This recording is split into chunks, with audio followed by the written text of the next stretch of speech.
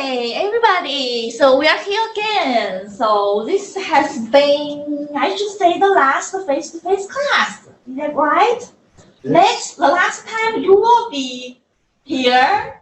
I mean, for online students, no, you will definitely discuss everything with me online. And for those of you who are, here, and that face-to-face class, of course, the students are welcome to discuss your, say, research proposal with all of us on last day. Yeah. Yeah? I will miss you. Thank you. Yeah. So that is to say next time we will no class, right? Next week no class. However, remember we have an important message. We have an important task for you. That is called the research sketch.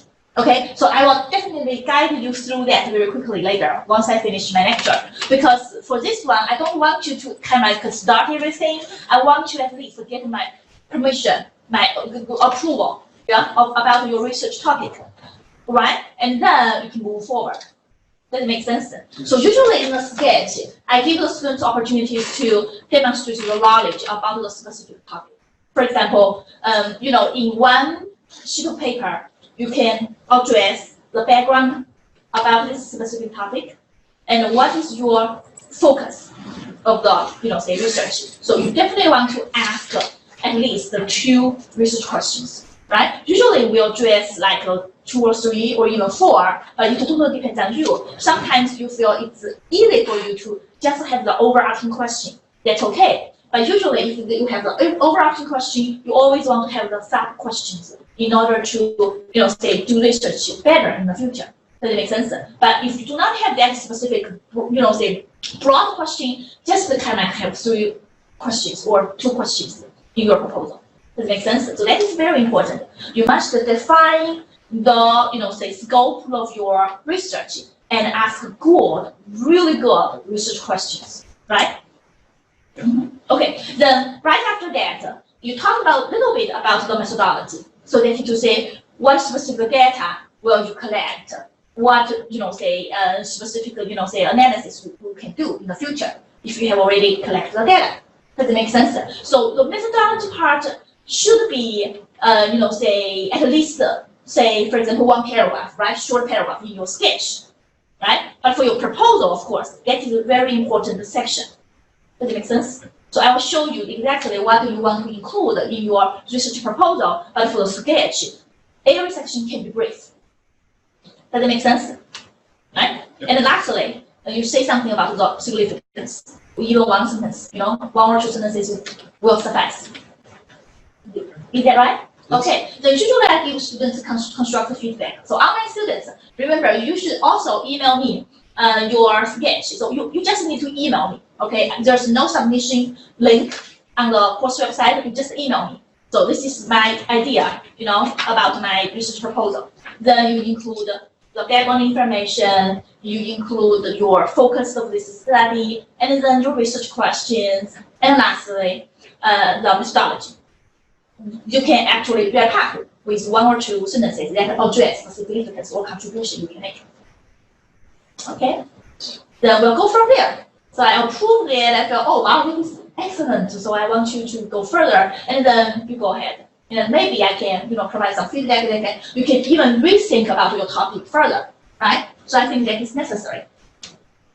Correct, right? So by the way, I remember some of you, all of you here are, say face-to-face students. So you want to do the proposal, right? Research proposal. So for online students, I will definitely check with each of you and to see whether you want to do the research proposal or you want to do just literature review. Right? I strongly encourage everybody to do the research proposal because I know this opportunity is not so common. It is rare. Then you can get a lot of, say really good feedback from me, and this would be a good start for your future research as well, right? But however, if you feel this is so difficult for you, you don't think that you can handle it, and you have the option, to do the, good synthesis paper.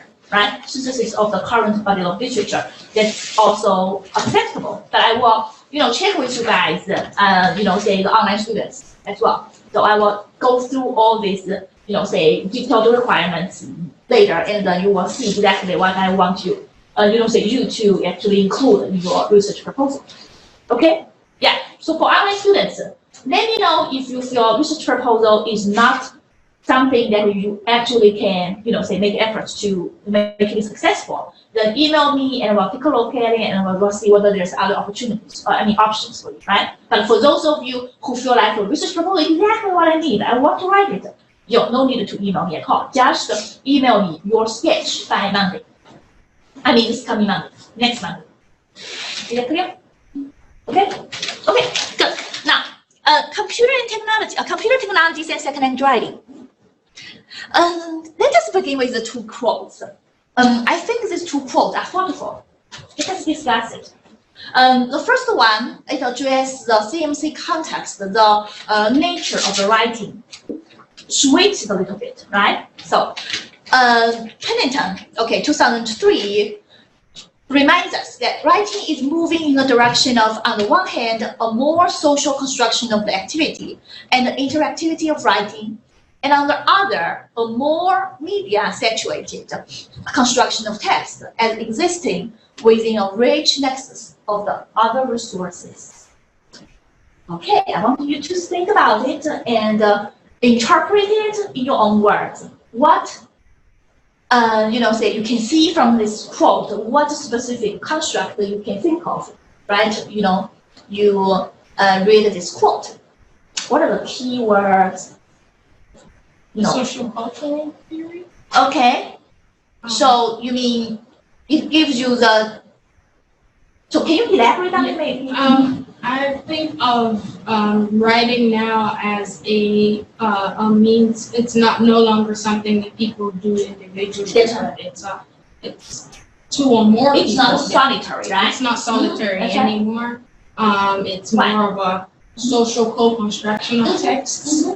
And also, because of technology now, it's become possible for people to write not for one just audience, but for a wider audience. And so that requires the integration of multiple media, like text, images, and all of that. So a lot of things jump out to me, right, from that quote, like social cultural theory, multimodality, and things like that. Writing has progressed to a more complex form of writing than it used to be. Excellent point. So that here you can see a lot of constructs here, right? So we talked about the social approach, right? So social approach to writing. We talked about the interactivity. How can you understand the interactivity? The interactivity between what? Between which and which? The writers and the readers. That's right, the writers and readers. And even the writers and the texts, In the text too. right? Because you can even so that's now, so Mimi mentioned the model resources, right? You can actually engage more, with not only the audience, but also engage more with the texts, right? So anything else? Very good. How about media? So here, media is a keyword too, right? We have so many technologies that actually give you the chance to, construct knowledge by, using other, social media tools, right? Sounds good. Okay, so later I'll give you like detailed themes, and then you will know better. Now the second quote, let us take a look. Highland. Okay, once again, King Highland is really a big name in second-hand writing. You definitely need to know this person. He actually published a lot of, textbooks on second-hand writing. Okay, so King Highland reminds us in 2016, computer-mediated communication technologies have impacted the ways we write, the genres we create, the authorial identities we assume, the forms of our finished products, and the ways we engage with readers. Let us discuss it one by one. So see, there are a lot of different ways, right? So CMC actually offers the different ways. How can you understand the first one, the ways we write? What are the differences now? You have an ongoing draft. Okay, that's right. You don't have. It organically goes from your first draft on, and you see it build on That's itself. As opposed to you have a rough draft That's right. and your second draft and your third draft that seem like separate entities. With the computer media, it's all one organic process from the beginning to the end. Wonderful, wonderful. So this is advantage, right? Yes. And especially when we talked about the recursive writing, right? So it definitely give us the opportunities to write and rewrite. Say, remember in our textbook, it is actually Paul the spaghetti writing, right? So it's a lot of thoughts and even like the random thoughts, you just throw there. No worries, because later you can organize everything, right? But if you think about the previous, say pen paper writing, we tended to do a lot of plans, right? A lot of thinking in a pre-writing stage. We are hesitant to write at the very beginning because if we do not have a really good thought, like the general picture of the, say paper, and then with that will be a mess, right? I still remember that. So, but now you even feel like, I can erase my methodology section. And then think about it. Did you remember that when we do the research paper? And it's always, say kind of like easy for us to do something easier and then come back. Does it make sense? So that is very common, right? So for example, I know, even for the scientists, I know because I, conducted the writing for publication research before, and I interviewed some, scientists, and they mentioned that, I always feel methodology part is easy because I know exactly what I did, and I write that section, and then I move on and I write my results, and later I go back and add an introduction. The most important part is literature here, but that is difficult part for them, so they kind of like, okay, I'll maybe review literature again and add that. The link to the literature review, they add the discussion part. Discussion is so important. That is a place where you want to definitely highlight your contribution here, right? Does that make sense? So I think this works so well, now the writing, say occurs in a new ways, right? Then how about the genres we create? What kind of genres you can think of now? Don't you think it's broader? But you can include stuff just beyond, simply just text. No, that's exactly, that's right. And she mentioned the multimodality of it, and I see it in my 1301 class. That's right. so, almost relieved that they can include other parts, other ways to produce their text than just, the written aspect. Could you please share about your task? I let them use whatever literacies they're very good at. And some of them, they'll use poetry within, or they'll use music, they'll embed music into their essay and explain how it gets a point across. That's A right. couple were doing videos. And so the ones that are good at that aspect of it, That's they right. can explain things in a way that isn't just, the simple textual form. Wonderful. The study too, so you definitely use a variety of genres, right? So what is the writing topic, by the way? This one is, one of them, this is put in their literacy communities. So, Wow. and so for this one, it's for their final project is what are the literacy communities they've been part of and how has their thoughts about these communities changed? Okay. Yep. So a lot of them started out, I just only thought of reading and writing as being literacy. Cool. And now I know it's got a musical aspect of that's it right. as well. And one of them, she's writing and she's very good at cooking. Uh-huh. So she's going to explain how she does her writes papers is like a recipe. Oh, yeah. And she's comparing it to, and so you can use lots of different, Wonderful, wonderful. she said, modalities. That's right. Wonderful. That is actually a good topic. You may even want to, say, kind of like take a look and see whether, say, this data can actually, say, show us something about the pedagogy insights, maybe next time you can do the IRB and have this small, say, classroom-based research study, It's always nice. It's always nice to bear this research in mind, You always feel like we actually want to implement the good pedagogy, but if it is really helpful, and then you want to publish and share with others and see a lot of people actually kind of like discuss the same topic, the same approach with you, and then you see, and then you have wider audience, and then we as a collective, say scholars, who definitely make this world better. It's interesting you bring that up because I have several students that are English as their second language. Oh, And so wow. I watch the different ways that they use things other than their text to That's get their point across. wonderful. And they very often will use different things. Wonderful. See? And then even this is a good chance for them to show their identity. Yeah. Or even use heritage language. Right? Yeah, and they do that as well. That's right. Wow, cool. So this has already been related to our say research studies that have been examined. Yeah, in the they past. light up when you tell them you Yeah. can use music if you want. You can use all sorts of things. That's to right. do that. That's right. That's right. That's interesting. Don't you think that writing is actually conceptualized as a really bigger term, right? Rather than just like this specific, for example, 5 paragraph, with the essay, it can take some, whatever forms, right? Even like videos, we agree that is, kind of writing. Don't you think so? Yeah. Then how about the next one? The identity, the authorial identity. So, what are specific, changes that may occur? So, for example, we always take the ownership if we do the paper in the pen, say writing, right? So this is my paper. But now, since say you have the chance to collaborate with others, right? This is specific, ownership can become the co-ownership, right? And then the identity, of course, can become our, product, right? And especially for like what you guys actually mentioned, so multi-modal writing, and then the student's identity actually can be multifaceted.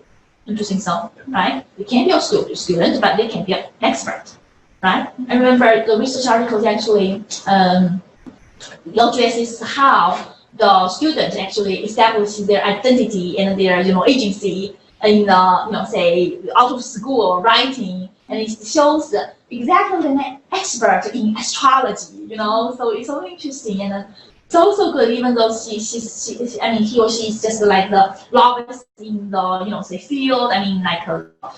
English learners, she's so an English learner, but then she's demonstrated a thorough understanding of what say astronomy. May help people understand the world. So I feel, wow, this is actually the multi identities, that can be shown through these multi-model projects, right? I think most of the time when we have, for example, the traditional writing, we have the author there. Yes, but now on computer, sometimes you have text, you have writings, but it doesn't make it doesn't mean that. Okay, when we have a text, it means that also we have an author, yes. The name of that author, yes. That's right. So it's actually to say, kind of like the authors are a little bit blurred, right? And there is a, blurred lines between the authors and the writers, right? Like the Wikipedia, right? Everybody can be an author, and everybody is a reader, of course, right? So this is a, connective knowledge construction, right? Something else I have noticed about, especially media, I think media has done it. They have made the language a bit easier so they can attract a broader audience. Yes, for example, traditional writing was really complicated. It was sophisticated. Oh, yeah. But the new one, yes, to attract more audience or more readers, yes, they have made the language more simple so they can attract more readers. That's right. I agree. Especially especially on social network, right? You tend to use colloquials, right? You tend to create your own languages, right? You include the memes, whatever you like, in order to construct the meaning, right? But the traditional paper seems like, it's exactly what it should go. You should have that theoretical structure in mind, and you always stick to those, adhere to those guidelines, right? Yeah, I agree. Wonderful comment. I was thinking about something with identities, because I was thinking that in the past, traditionally, academic writing was like, here's a topic, write about it. And you demonstrate your knowledge about something that sometimes you may not identify with in any way, shape, or form. It may be you read a text about Shakespeare or about this person, and then now write about a topic that has nothing to do with you personally. But I think that now, with the current wave of things that we're now accepting students to dig and create their own stories, we're letting their voice be heard, their own voice. That's right. And I was reading this article about digital storytelling the other day. Yeah. But it was for middle schoolers. They let the kids, there was a study where they let kids create their own digital stories. And it's really cool. I can share the article with you guys. And in the study, one of the kids, it's in a predominantly African American community, and one of the kids created this story that was based in African mythology, and basically her main character was like a superhero, and her superpower was her curly hair. And research shows that historically African American hair has been a very controversial issue, and so for her to have grounded that all throughout the story, it was just amazing. And I was like, see, their identities, their true voice, they're being able to explore that in a very practical way. And so that's what writing has become now. It's become a way for students to really express themselves, how they really feel about societal issues that are Exactly. happening. Wow. It was really cool. Excellent. Good. Could we move on? Seems like we can actually talk more about those quotes, right? Okay. Now, I said I tried to make this short, okay? So first of all, let us think about the first generation. I think everybody is very clear because we all actually experienced that stage. You still remember we use the, say pen and paper, right? Say for writing. But later, everything got so say successful because everybody can at least right now, right? Everybody can use the word processing, right? And then we of course use Word document to write, right? So still think about the process and product. The process is actually become more recursive, right? We agree. Spaghetti writing is of course acceptable, and that is a good way for us to write because whenever you have some good ideas, jot it down. It's much easier for you to, add something else. My favorite part for writing is to revise. Not only my paper, but also others' paper. That is so good, because that gives you a chance to, say, review something using fresh eyes, from different fresh angles. So I think that's really good. So you have everything there, and show something there, even just the random thoughts, that's okay, right? And it keep the trackers. Keep the keep the records of your thinking, right? So of course everything is encouraged, right? That is something to do with the word processor, right? Yes, and like you said, it's recursive, and it's you're evolving your paper. That's right. Very good. And also the spell checker. Spell check, yeah. Right? Whenever you something wrong, okay, I go check it. Mine still doesn't. Oh. For 3 years straight, I don't understand. Oh really? Okay, so for me, that is really good because for especially the language learners, English language learners, it's always nice for the computer to tell you that something wrong with your spelling or mechanic, whatever grammar, or that's right. That's good. That's good. So you have like a good chance to add it to the paper, right? And also, it doesn't always catch everything though. Exactly. Of course, yeah. Exactly. So it has the increased type and depth of the revisions. Don't you think so?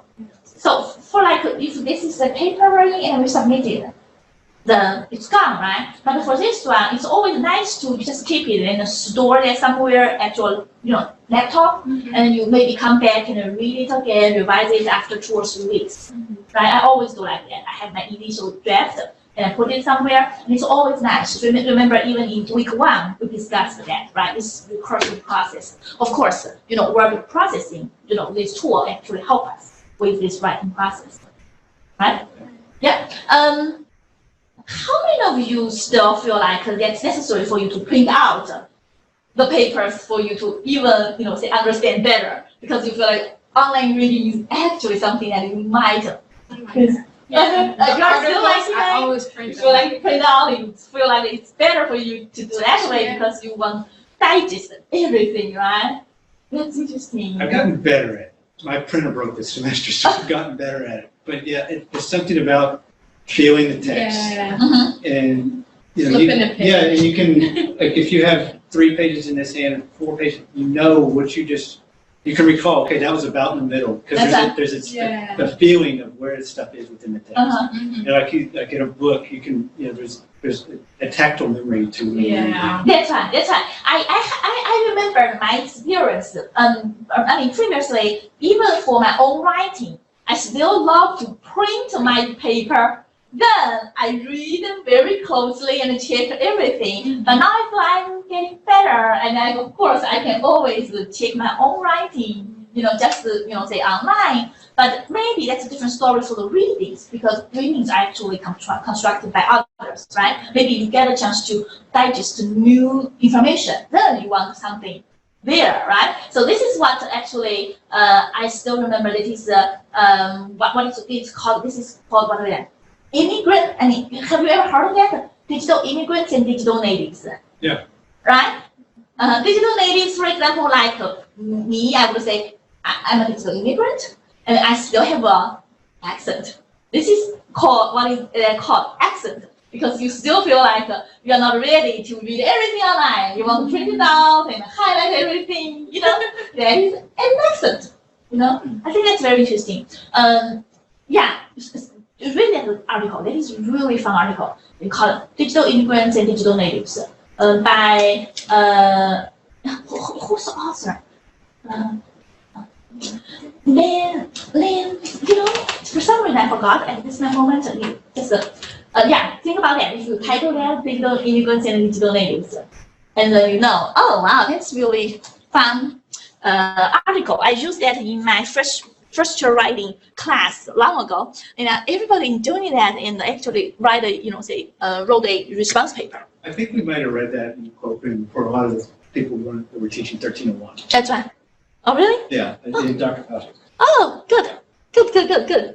That's wonderful. Now, writing product. So do you agree that because of the technology, especially the word processing tool, you can write longer, right? Agree. And also you have even better quality, right? Because you always, are engaged in revising, right? And changing, all modifications, whatever. So high quality product. So the advantages include automation, flexibility, and cognitive demands. Okay, it involves higher cognitive demands, and the positive effects you can analyze it. Actually, our textbook so analyze it from the manner, quantity, and quality. Right. So manner, once again, that is recursive now, right? And then the quantity, of course, something more. You produce more. And the quality is something to do with the, it is actually superior, right? In quality, the better. For example, in accuracy, complexity, coherence, whatever we discussed, the textual features, right? Okay. Now, right after that, we experienced this, generation that is networking. Networking goes like you not just focus on your own individual Word document. You also exchange your message and write with others, right? I know everybody familiar with the email, right? But are you familiar with the e-tandem program? E-tandem is something like the two group of students learn each other's languages together. Does it make sense? For example, if I as a professor who paired my English, for example, Chinese language learners here with, for example, one group at a Chinese university who actually are learning English as a foreign language. Then we pair them together, and then they tend to have this specific online communication regularly. So that is called the e-tandem program. There are, a lot of research studies that, address this topic. So how these specific groups learn each other's languages, effectively. So this communication, is actually significant. I haven't. You ever heard of Busuu? B-U-S-U-U? Uh-huh. Yeah, I'm on that, and you could do the same thing. That's right. Because you have groups or You can tell them together and all the way wonderful. across the world. Wonderful. So I remember, so for those articles, like the e-tandem program, they not only discuss the language learning, they even discuss something like the, equal communication, something, scaffolding the online community, whatever. They even talk about like politics, right? How the students actually respond to these political issues, whatever. That is actually kind of like engaging, because it engage in not only just the language learning, it engage general learning and multiple cognitive skills. Does it make sense? They talk about the teaching issues, for example. right? That of course may, for example, if you assign such topic as, for example, environmental protection, whatever, right? And then you get a chance to discuss this, and of course, increase this global, say the vision, whatever, right? Okay, and then listserv. You're familiar with this, right? Listserv, right? Like the linguist serve, then you can check whatever information there. The say job hunting or like a conference. What are the conference out there? For example, in November, you can find a lot, right? Globally, internationally, right? And a lot of even like the introduction of the certain university scholar. I remember, right? If you want to introduce yourself there, and then you can have that information profile there, say I'm a linguist, whatever. And then we have chats in the Mood. How many of you are familiar with Mood? I didn't do that before, but I know this specific, approach actually got very popular, during last decade, I should say. They had a lot of publications about the, lessons actually delivered by Mood,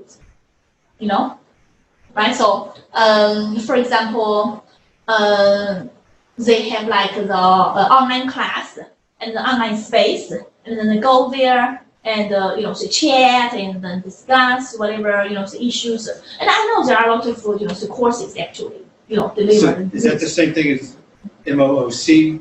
Master, I forget what it stands for, but it's online colleges, not where MOOC, thousands. right? Yeah, MOOC. That's right. MOOC is one form. Okay. That's right. MOOC is actually, still popular, right? Yeah. I remember, some of the scholars, say the other day I talked to this, like one or two I remember, who come from another country, actually mentioned that, she actually, delivered this using, MOOCs. I've taken a few. They're pretty interesting. That's right.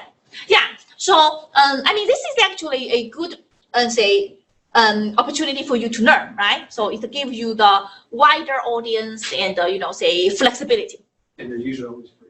Oh, it's very free. Oh, this is most important, I should say. Most important is that it's usually free. Thank you.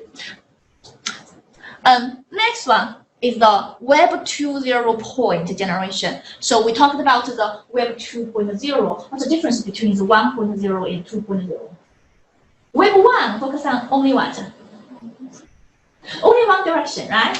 Just like I post some information there, and then the audience just see it.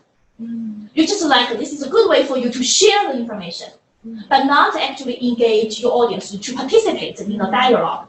Does it make sense? But for the Web 2.0, this is a reader-writer collaboration.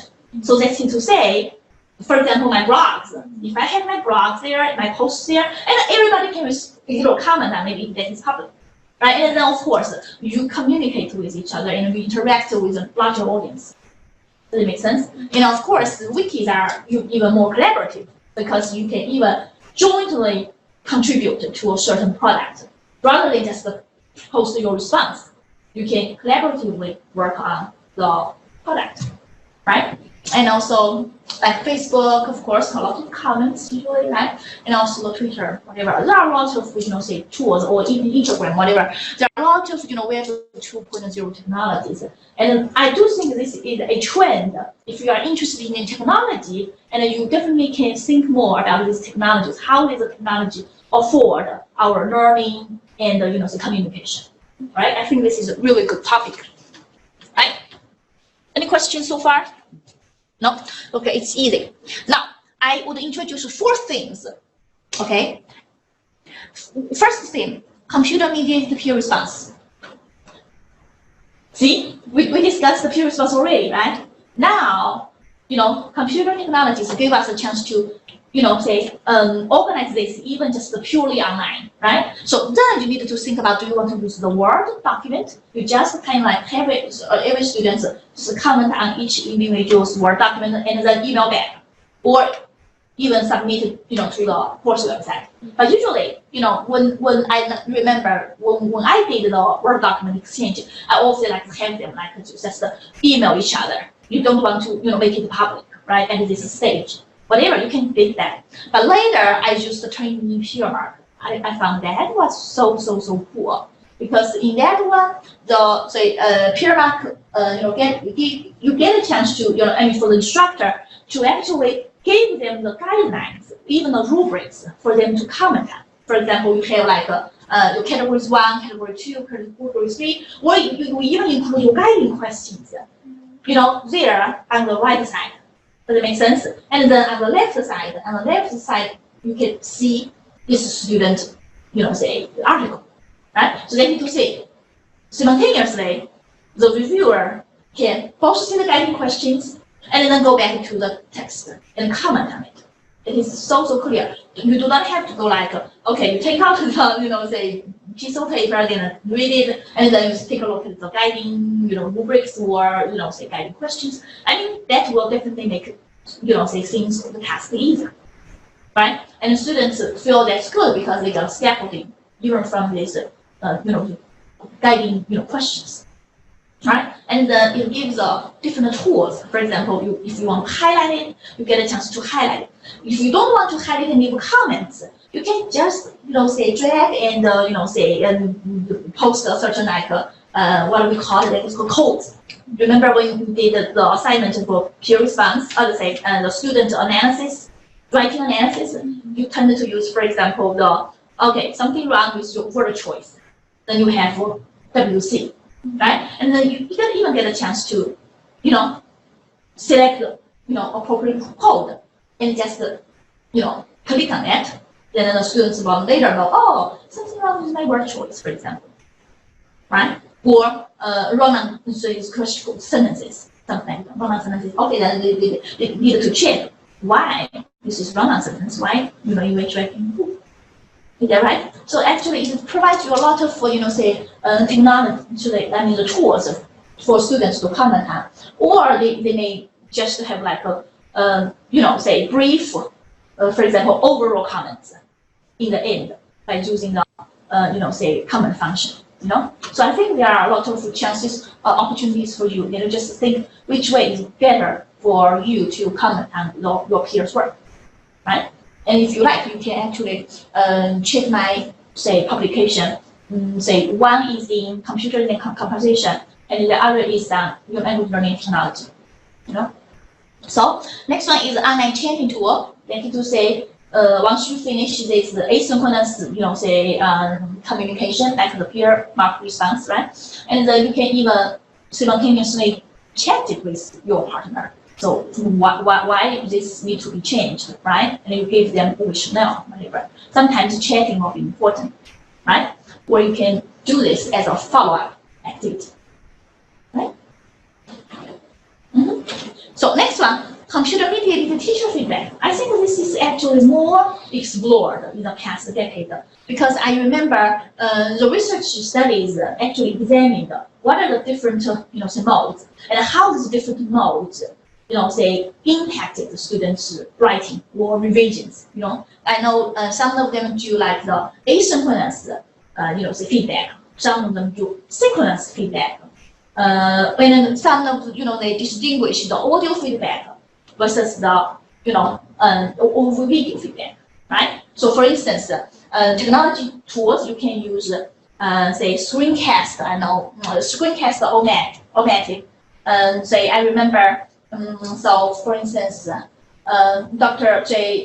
Domei Chan actually used this one in her maybe TESOL method school too. I'm not sure whether you heard that course before. Yeah, so I think that was a very successful experience, right? So actually, we worked on a specific manuscript, and this under review, we try to share this experience, how students can benefit from this specific screencast or automatic feedback, because this will be helpful for our online students, especially for the online program, right?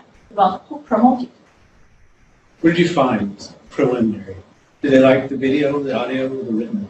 I do think that most of them believe the videos are actually helpful, because especially like the video things that like the social presence. You feel like, oh wow, my professor is here, and I feel like, oh, I need to work hard. Say she tends to give everything, every guidance, and I feel like I'm pushed to work harder.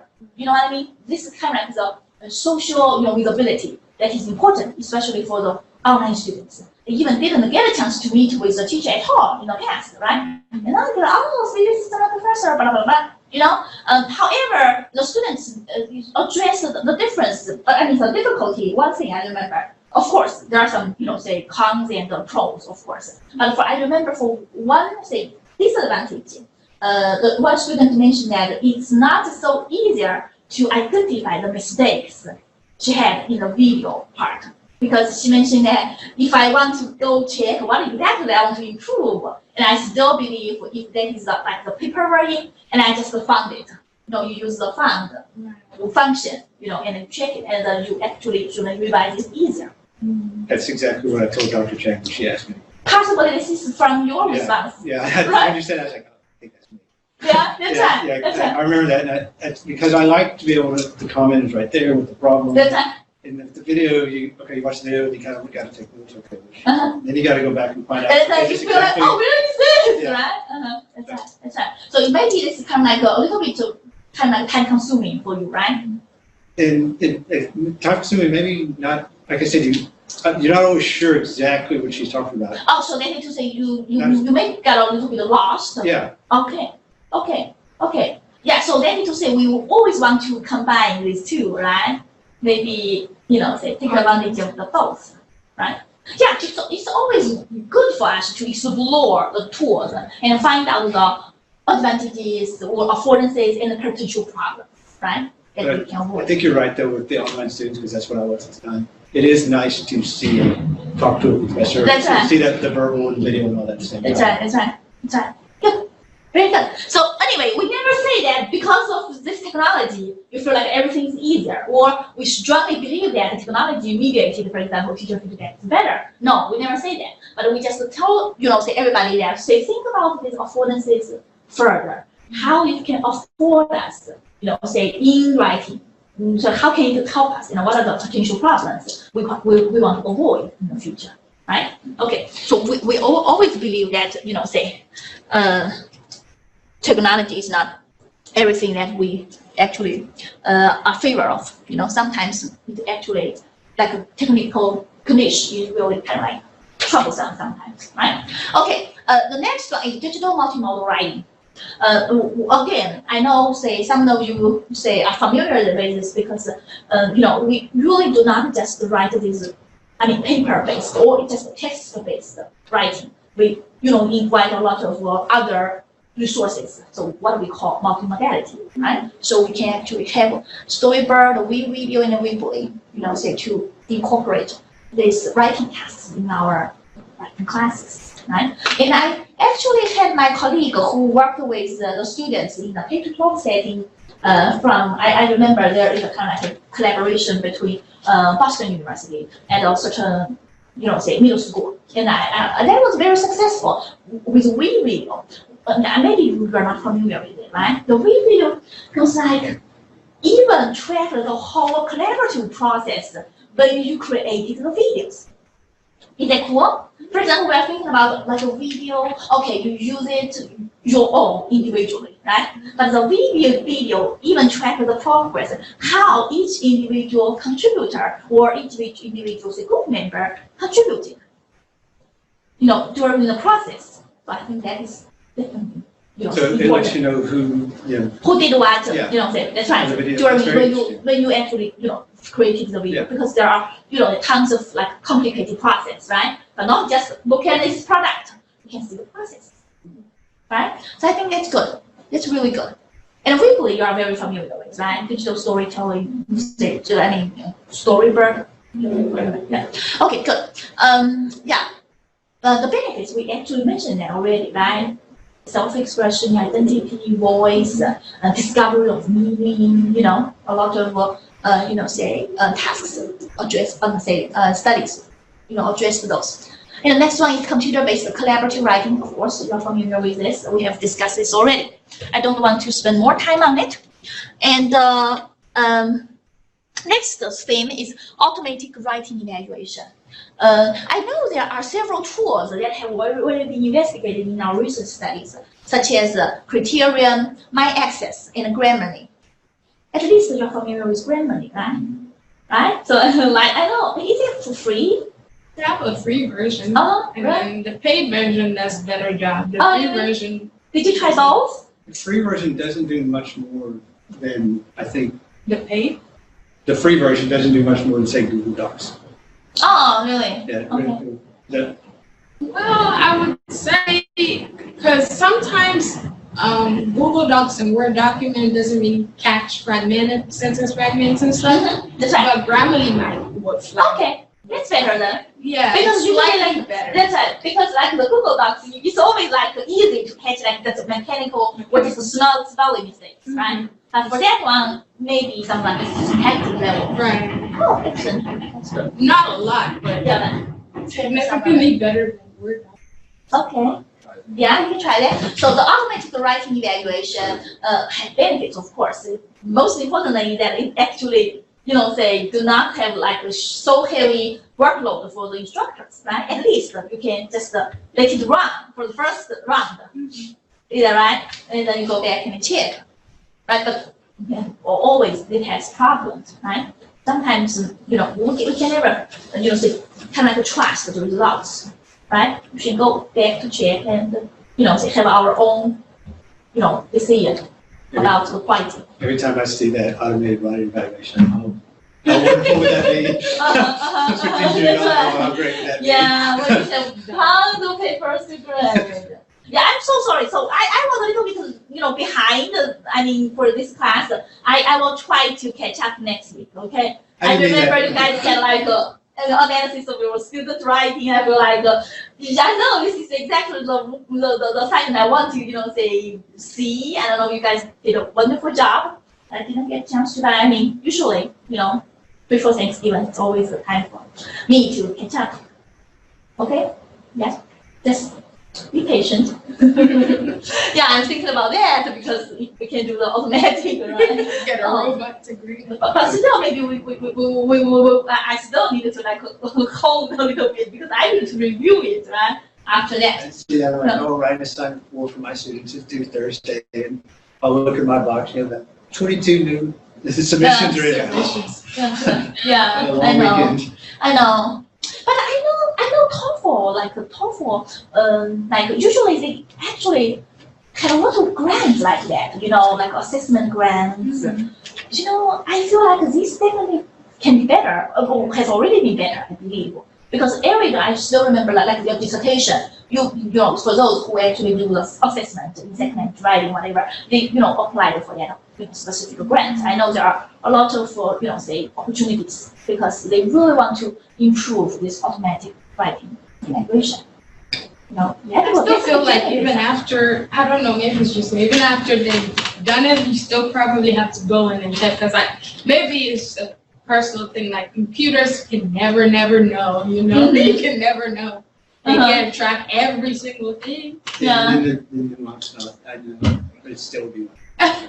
Yeah, I know. And usually they do like the correlation to see whether, say the checker, the rater's results and the grading as well as this, the computer's rating, if they actually quite compatible. It'll get there. Yeah. Exactly. Yeah. I know, that is a miracle, The other day with the news, it's like we can actually live maybe at least for example, like 150 years, say, rather than just 100, So just because of technology, whatever, add something in, to the body, whatever. They can already computers can already produce text that people can't tell written by a computer. Oh, yeah. Yeah, so Yeah, that's right. that process, they'll get there great. That's right. Yeah. Will be displaced. Yeah. Okay, take it on to person. So work hard. Okay, next one. Say this is actually, I think we are familiar with this specific term. That is called corpus, right? Or say the plural forms of corpora. So, for example, you are not sure how to use a certain phrase, and then you get a chance to check this context, right? So you check this specific sentence and the sentence before and the sentence after. You know, it's like the concordance always give you the chance to see exactly how the phrases are used. It is very helpful, right? Very helpful for the vocabulary learning. I think it's helpful for writing too, right? So for example, we have like academic word list. That is totally for, say vocabulary. Say British National Corpus and Michigan Corpus of American Spoken English. MiCase and MiCASP, is something that we are familiar with, right? So I remember I mentioned last time the MiCase, right? If you want to say analyze certain data, for example, the teachers, for example, professor's lecture in, for example, computer science, any like the discourse analysis you want to do, then you can, get some good data there for free. Right? Okay, I think this is very helpful. And I know different regions have a different database. I know in Hong Kong, for example, they have actually really good database for research articles, or like dissertations, I think those are really good if you want to analyze the, say thesis, dissertations, then you can go to, find a certain, say corpus. I know Japan, because I'm trying to get hold of it. Japan has a corpus of essays written by Japanese students to get into U.S. colleges. Oh, wow. So I've already emailed them to try and see if they'll let me get a hold of it. Oh, that's wonderful. And so I'm trying to get it towards a couple of different ones, like Hong Kong one you mentioned. Yeah. And then there's several in China as well. Oh, wonderful. So you are doing it right now? Yeah, I've already reached out to them and waiting for them to get Okay, to so get what are you interested in right now? Well, one of the papers we read kind of took my idea that I was thinking about, but I can adjust it. The paper where people's L1 in syntactic complexity. And so I wanted, after reading that paper, is kind of what I was interested in. So what I want to do now is look at the L1 from not different languages, but from Hong Kong, Taiwan, and China to see if it's not the first language, but it might be just the education they got, not the first. Wow. Because they showed, remember in the paper was the syntactic differences that were there, but maybe it wasn't so much that it was, we can look at all the ones that they speak Mandarin first language. Okay, let's see if it was actually, what was it about it that was Mandarin and what was it about it that was the education they got. Exactly. Cool. Exactly. A lot of factors that can influence the writing quality, right? Yes. Wow. Good to go. I think I'm done for this. And I would definitely warmly welcome our last discussion leaders.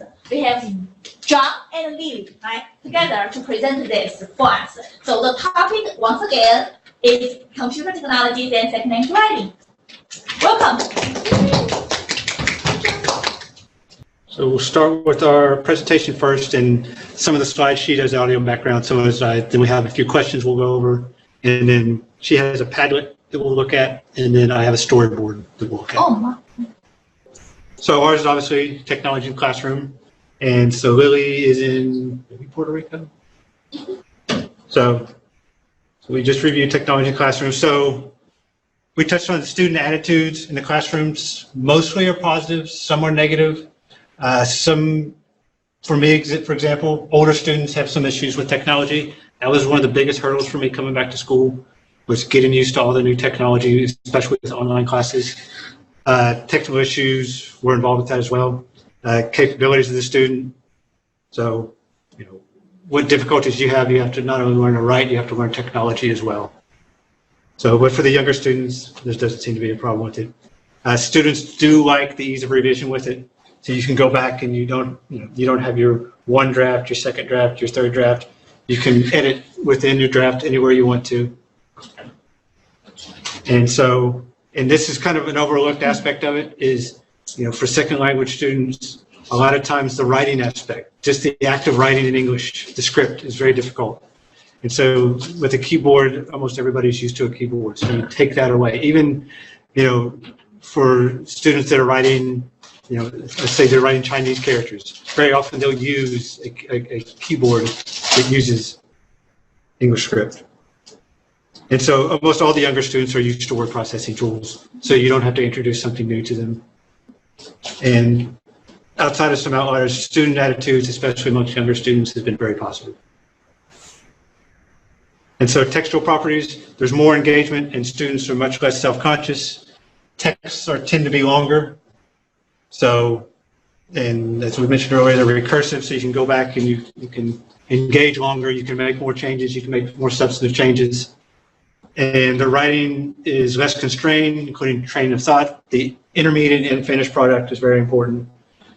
And hypertext is something that I've just started to use a lot with my students, and they love it.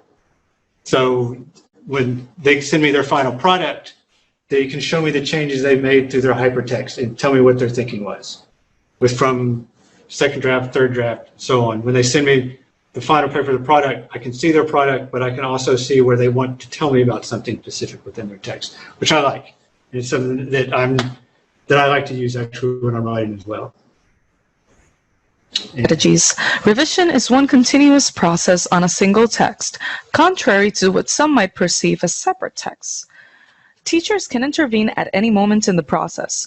When a student completes his first draft, the teacher could opt to check their work, or they could do a self-revision or peer revision before the teacher can revise student work.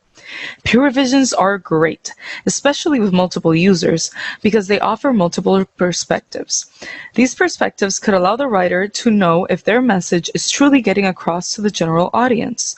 As we have read previously, students have shown to go beyond the surface level meaning as the revisions progress. In other words, the more time they take to revise, the better their writing gets. And I think that's really important. Just beyond just the surface level where you're correcting grammar, correcting spelling. You're not correcting, but you're changing and showing your evolving thinking. Writers have a positive attitudes towards technology.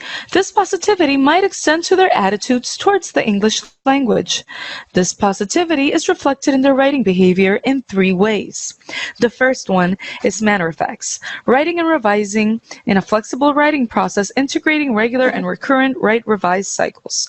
The second one is in quantity effects, writing for longer periods of time with longer text and many revisions. And last but not least, quality effects, in which they produce higher quality writing. As learners may develop a negative cognitive affective response if they are exposed to less favorable conditions. This could result in anti-manner effects, where students show difficulty writing and revising. They only write in one cycle, and their writing becomes linear and non-recursive. Anti-quantity effects, where they write with limited time, produce shorter texts, and make few, if any, revisions. And lastly, anti-quality effects, where the work is of a poorer quality, it is less developed, and there is a minimal attainment of writing goals. And so this is under the less favorable circumstances, and oftentimes the writing, using computer-mediated writing, it eliminates some of those negative circumstances. So you do have a lot longer text, you have more revisions. Computers play an important role in teaching ESL writing. It gives us the opportunity to work in a networked environment. There are so many tools available for teachers nowadays, and it is important that we get to know them. Our textbooks divides them in the following categories. We have emails, news groups, bulletin boards, synchronous communication, and in synchronous communication we have chat and MMS, although we have to be careful because conversations could become disjointed. And we also have hypertext, which are available in so many formats now, and they are also used in web pages. Some examples of these could be Microsoft programs such as PowerPoint, Word, Sway, OneNote, and other programs such as Google Docs. We have websites such as Canva.com that provides templates for many types of writing, including resumes, flyers, mind maps, among others. We also have Storyboard.com, where students can create comics and storyboards, and web pages such as IXL.com that allow students to practice their grammar and focus on specific writing traits. Have you guys used mobile messaging in your classes? No, I used it when I was in China. It worked wonderfully.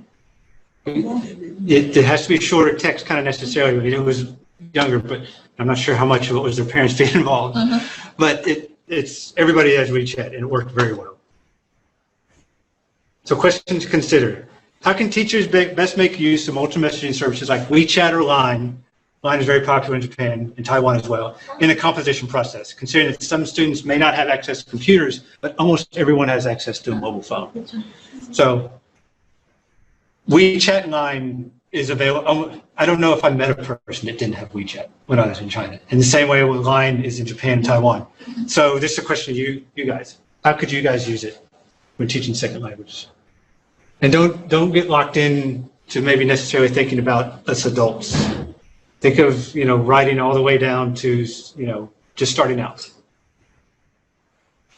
So WeChat, how is it like? Is it like social media? It's social media, Yes, yeah. It's just like on your phone, It's an app? messages. That's it. Yeah, but WeChat's amazing. You can upload, it's almost anything you can think of that you can do with WeChat, you can. So when you have WeChat, can you have a chat group? Yeah, you can set up groups. So what I did is I set up my entire classroom would have its own WeChat group. So this is what I will do. Yes, I will try to have a chat group. I will assign a topic for my students. Yeah. And weekly, for example, I will ask them to, in that group, start chatting together. And I will be just there monitoring them, but letting them talk. Yeah. Yes. And you can, and it can start, you can even, what I did when this was about 8 or 9 year olds, with their chat is, they could set up, they would write a short story. And this is what we're going to do later in class, with a little different. But they would start it out with just 2 or 3 lines, send it to somebody, and they would add to it, and then they would add to it, and they would add to it. So everybody started one, and so at the end of the week you had 5 starts, or 5 different started, and on the 5th day they come in and 5 different people have added to each of the texts. That's 15, across the class. So you had collaboration amongst all the students. And you weren't allowed to see the one that happened 2 before you. So by the time you got to the end, you have these funny stories that were built up because you don't get to see 2 back. You can only see.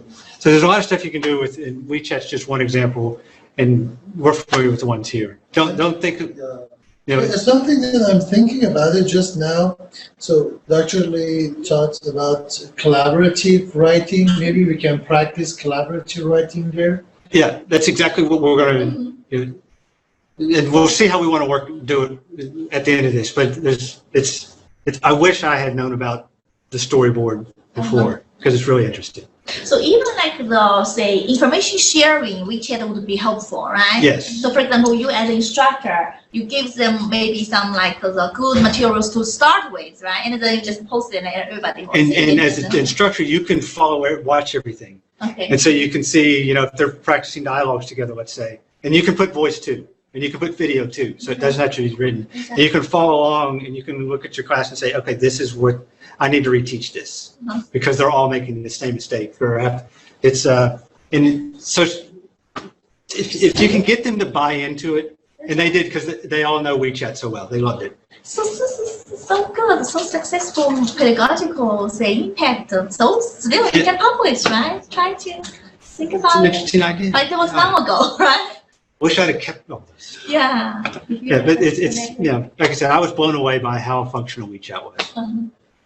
And the fact that everybody has it is such a benefit. You didn't have to. Do you have WeChat on your phone? They did. Yeah, they did. What are the downsides? Okay, this is a good one too. What are the downsides of student reliance on word processing programs like Google Docs? And think of L2 students. The first thing that I don't like about it is it's about me. Yes, it doesn't let you check a spelling. So because it checks the spelling for you, Exactly. you don't care about the spelling. But Yeah. whenever you want to put the pen to paper, it, Yeah. oh, It fixes your spelling. It fixes some grammar too. So if you're getting some tenses wrong, it might correct, and you never learn on your own kind of. And yeah, that was what this question was for. So spelling bee is good. I think it's good as long as you're always going to be writing with, docs. But yeah, and I think it probably for the younger students it would probably be not near as helpful because early on they could just not, they wouldn't care so but much the about it. most terrible thing about that is sometimes that it puts a word there that you don't mean. Yes, but you don't check it. And then when you send, that's why this word? Yes. Okay. Automatically change it, right? Yeah, I've caught that in my own papers too. You look over and you're like, why is that word in there? It doesn't fit at all. So students are going to plagiarize and we always aren't going to catch it. Can you think of any benefits in the second language composition classroom where, not necessarily plagiarizing, but where such a close reading of a text, close reproduction of a text might be beneficial? In my opinion, yes. No, I don't want to say plagiarism is good. Yes, so Yeah. it is not good. Yes, because you take another person's credit.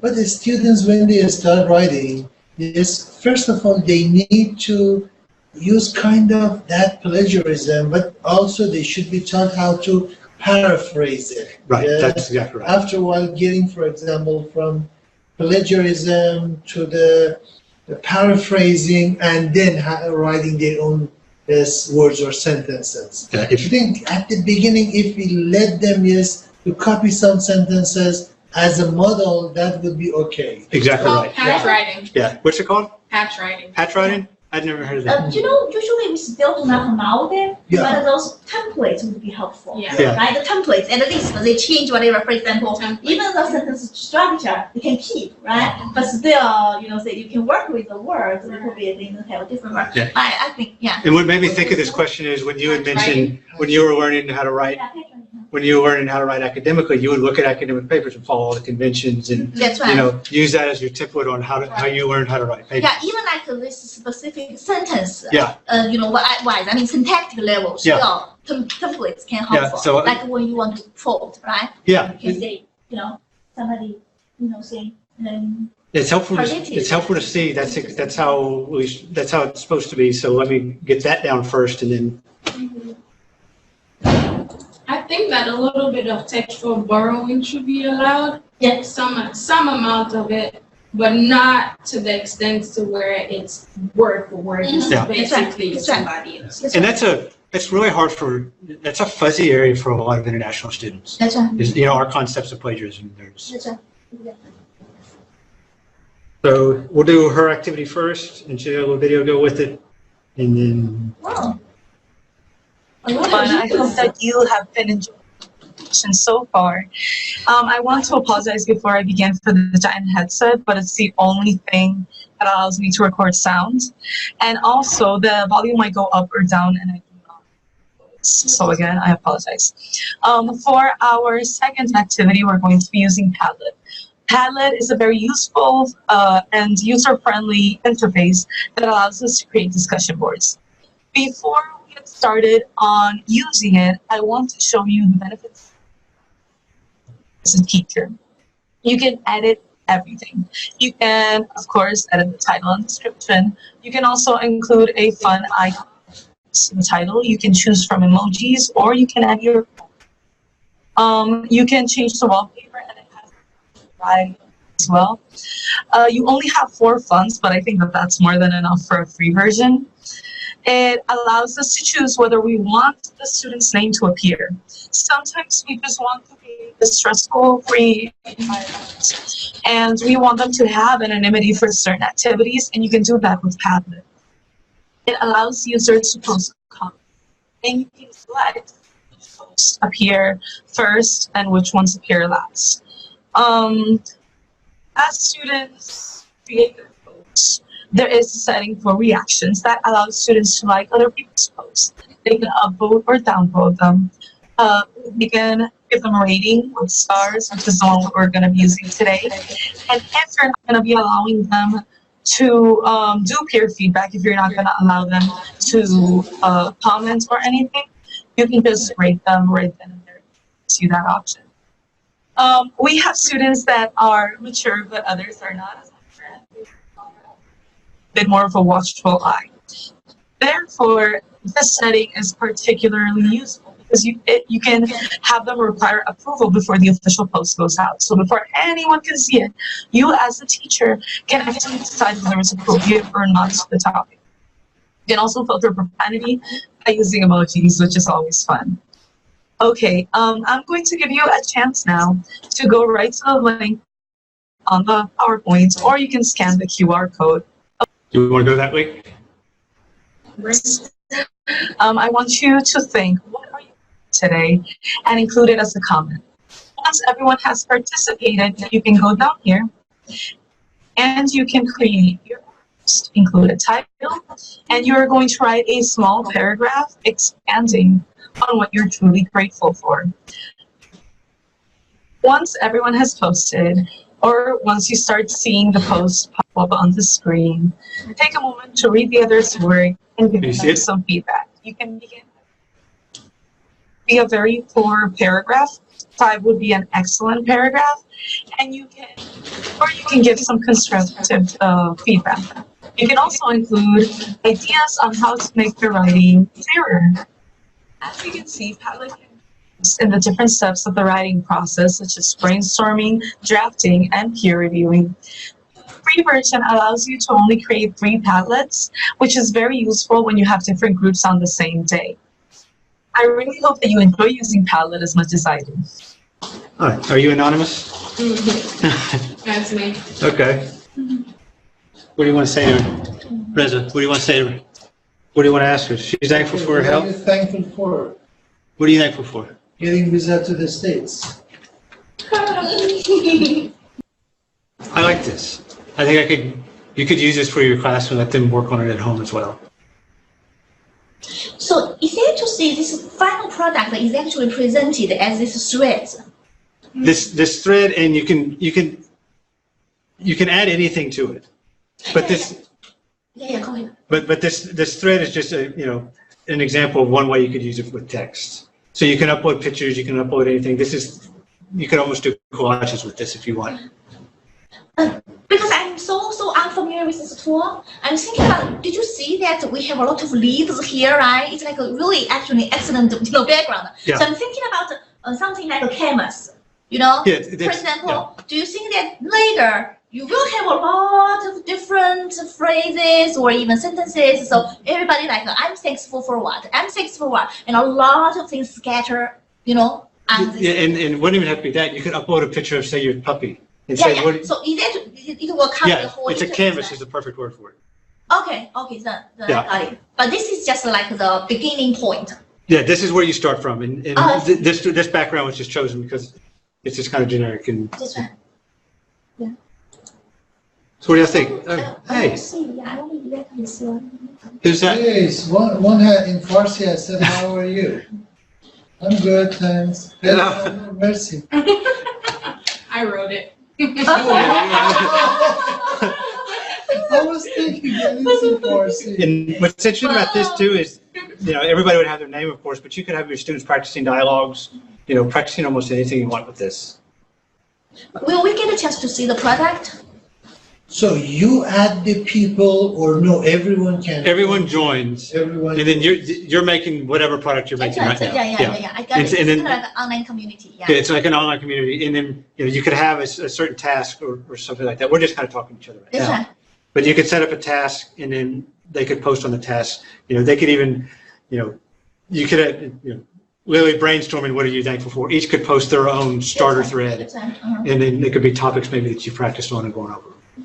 That is, honestly, it is not really good when everyone can join, for example, I used to be the member of a chat group for a while, but then I stopped. You know why? When there are many people, sometimes some people are there, yes, not to learn something, just to post whatever they like, to say whatever they like, But you could, using insulting words. but you could use it for your class, so you could keep them focused and directed that way. Yeah, exactly. Yes, I want to say, okay, for example, to be in a way that you can add just your students. This one. No one can join. Yeah. And not to be anonymous. All the students should have their names. So you know exactly who, for example, now is typing, so you can judge.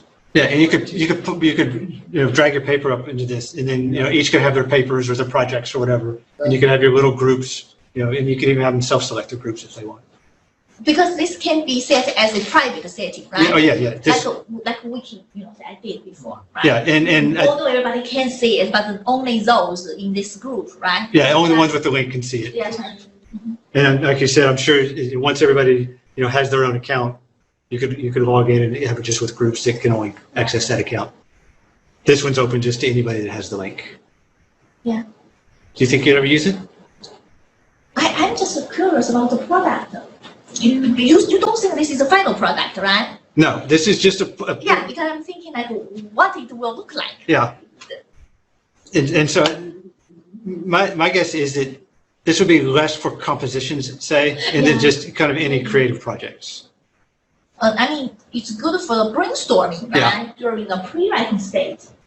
And I guess it would depend on your student group. Yeah, it's creative. Storyboard. I like storyboard a lot. This is something that was new to me. I'd never seen before. And to get you don't even to get kind of started. You don't even have to have an account. That's right. And so, kind of how I saw this setting up is students could set up a storyboard account, and then you could log on. We'll go through it, but you could add what pieces you want. Start your story. Then the next day, you add more pieces to the story and write the next part of your story, and then you could build on it however long you want to keep the story growing. And students would all have a different story from what they see. And then at the end of 5 days, that's of a week, you could read your story or have somebody else read your story in front of class, and then you could see all the different things people saw from what they visually saw and wrote and built upon together. They all built it together, but they all wrote a different story about what they built together. Wow. That is so cool. Maybe you can give us an Even we can- example, Yeah, right? so this is what you start with. We can go and join? Yeah, but this one's free that anybody can do right now. You would all have to join, that way you could log on and see as you were building it together, so you wouldn't just get a blank template. But if we logged on, we could all have the same log on, and then when anybody wanted to add something, they could. So today would be, say, the first day of doing this little project. Okay. And so what scene, what we have, it lets you have for free, it lets you have 3. So what scene do you want? Do you want a city? Do you want home? Do you want town? What do you want to start out with? How does our story start? City. City? All right, so let's see. You find the Town. there, right? Do you want there or do you want over here maybe? Which one do you want? Let's make it kind of scary. Maybe we can have it. So that's stage 1 of our story. Okay, so then we'll just do scenes right now, then we'll do characters and stuff like that. So what's our next scene? Then you write on it or no? Just you pick the. So what we would do is we could say this is day 1. So let's pick 3 scenes on day 1 real quick. Okay. So what's your next scene? It can be anything because it's your story. Yeah, maybe that's. We have a restroom, we have a house, we have a nice shop. Let's go to a nice shop. Okay, we have a nice shop, and what's our last one? We have a coffee shop over there, no? It looks like one, yeah, we can have that. It's like a dentist's office too. We'll add one more cell. I think You have to pay for it? we might have that. We'll see. Yeah. Yeah. Okay, so now how about our characters? So everybody, let's say you're at home, or you can sign this for homework if you want to. Everybody could add a character, and so my character would be, let's just put him right here. Reza, where's your character? I like that guy, the bald guy with tie. No. Here? The last one. Here? Yeah, Okay. Do you want him by the dumpster? he looks a bit like me. All right, This is what. Reza's by the dumpster, and there's lots of other No, I characters. don't want it there. Where do you want him? Okay, that's okay. Okay. I mean, you're at home doing this, so you could put it anywhere you want. Okay. Okay, who's next? We need a couple characters over here. So I'll just quickly, so we get an idea. And use that lady with that weird. So here's for now, and then, Okay, let's see. Awesome. Dialogues. Oh, so and you can add dialogues to it, and you can type in whatever your dialogue would be saying. I really like this. Yeah. I want And to try then- it. That's You can add amazing. shapes and all sorts of stuff you can add. But the idea of this is, each one of them adds a little piece, and then day by day you add more, you add more, you add more to make a richer story. And they're writing their story independent of each other. And then, so they're all seeing the same thing, but they're writing different stories in their mind. And then at the end of the week, you can get together and you can read their stories to each other to see what they came up with. All different stories having seen the same thing. So you did this asynchronously, right? Yeah, asynchronously, or you could do it. You could do it synchronously. You could almost bounce the emails from one person to the next. So you could start. You could send the email to another person, and everybody sends it off. You could assign people, and then the second one, and then it's like a chain story building. I don't know if you've ever done it in class where you write the beginning of a story, fold it over, fold it over. A similar thing you could do with the email, and then at the end of the week you could unfold the story and see what story you have.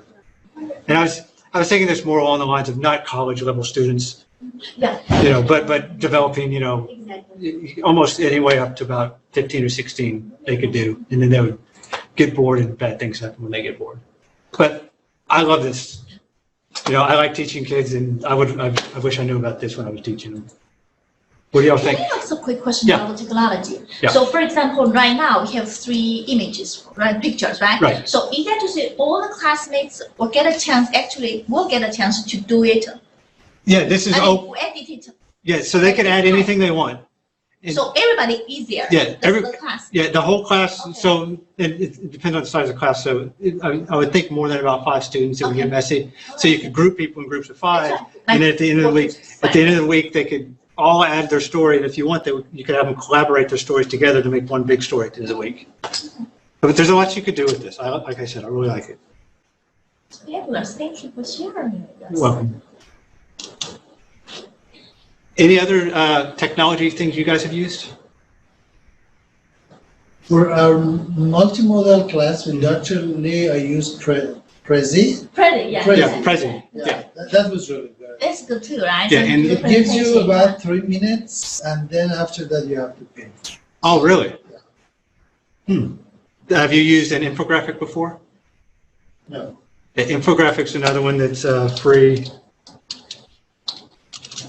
That is very popular. PowerPoint. Yeah. Yeah, infographics is very popular. So these are infographics. Yeah, and they're free, and students can use text, pictures, diagrams, and it comes with built-in icons and stuff like that.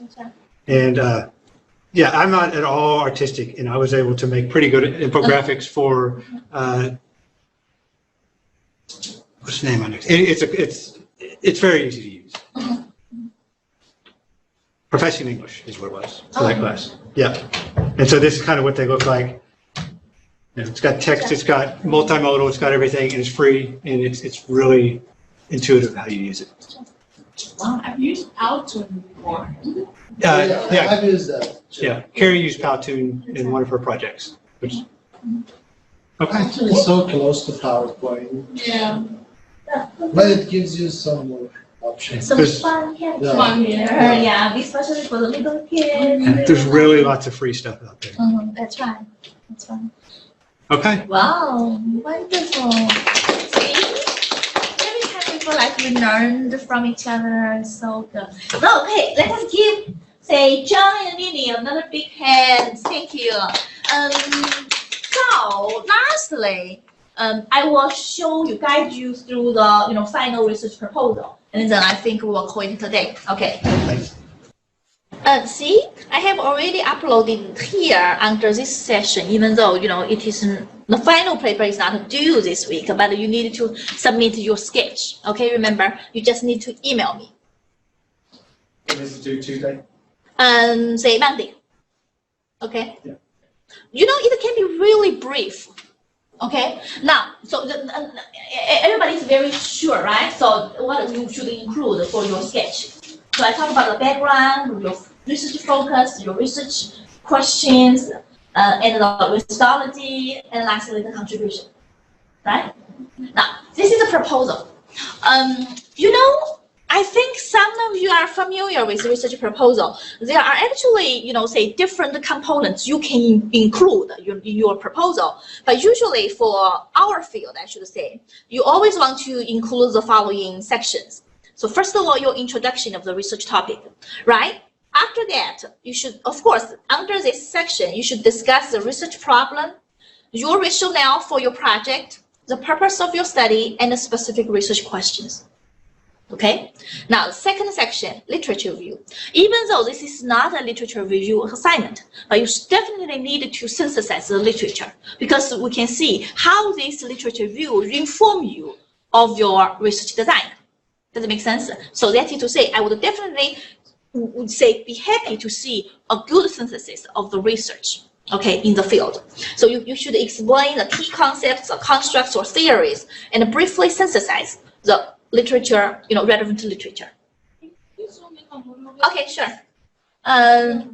Is that this one?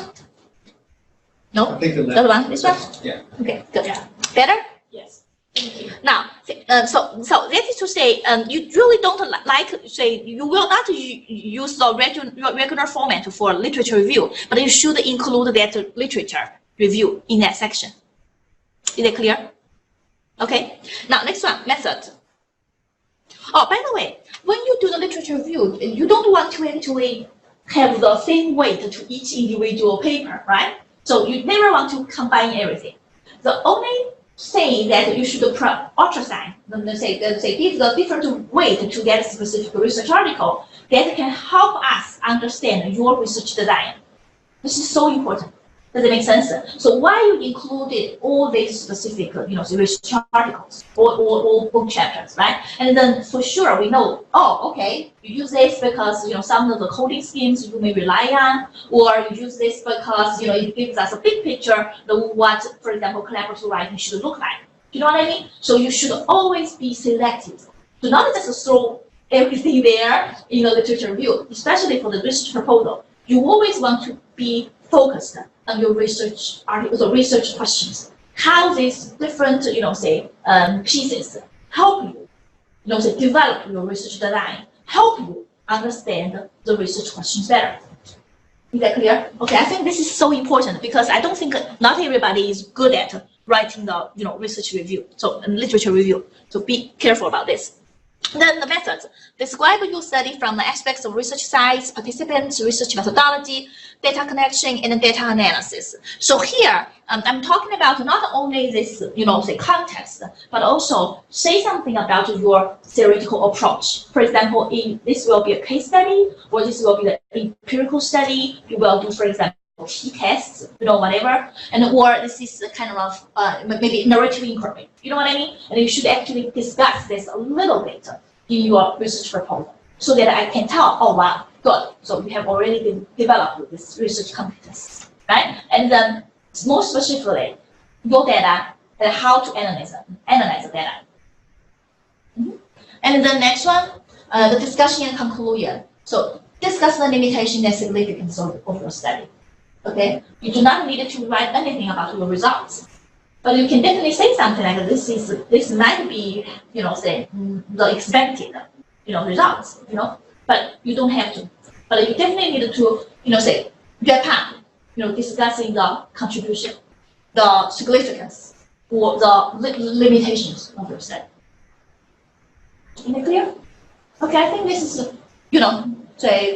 pretty much common, in the field of applied linguistics. You want to do like this. And then I encourage you to have at least 10 scholarly sources, especially when you address the literatures in your literature review section. And also say it should be 15 to 20 pages, including references. Okay, 15 to 20.